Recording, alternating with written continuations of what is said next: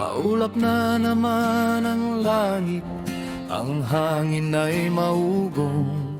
Ang balita sa TV, may bagyong parating sa Luzon. Habang si Aling Nena ay nagangat ng gamit, may mga ngiting asong na tila ba naiinip. Hinihintay ang ulan, hinihintay ang dilubyo, dahil sa bawat patak may bariya sa kanilang sako.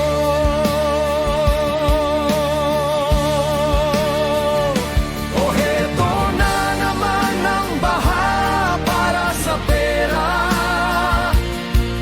ang bulsa ng iilan lalong nagiging mataba, habang tayo'y nakalubog at basa ang higaan. Sila'y nagkakape sa bago nilang sasakyan. Kontrata rito, tambak na buhangin doon. Ang bahay negosyo, taon-taon na lang, noon at ngayon.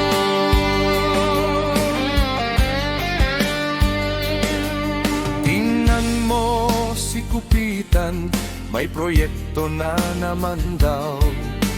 Dredging ng kanal, noon pa man ay mababaw. Pero pag hinto ng ulan, ang putik ay naroon pa naman. Ang budget ay lumipad kasama ng hanging amihan. May nagtitinda ng lansya, may naniningil sa tulak. Ang trahedya ng masa, ginagawa nilang pilan.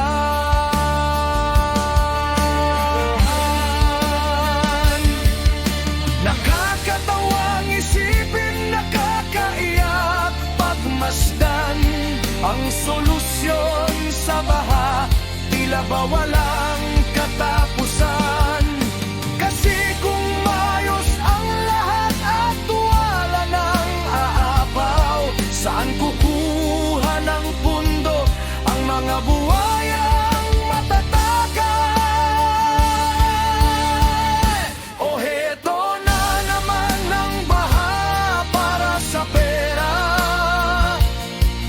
ang bulsa ng ilan lalong nagiging mataba, habang tayo'y nakalubog at basa ang higaan. Sila'y nagkakape sa bago nilang sasakyan. Kontrata rito, tambak na buhangin doon. Ang bahay negosyo, taon-taon na lang, noon at ngayon.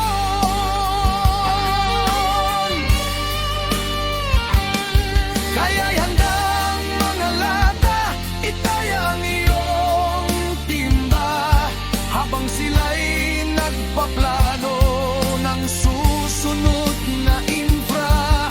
Ang ulan ay biyaya, sabi ng matatanda, pero sa mga tuso, ito ay jackpot sa kanila.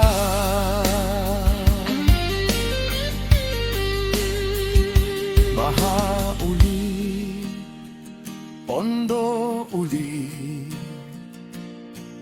piyesta na naman muli.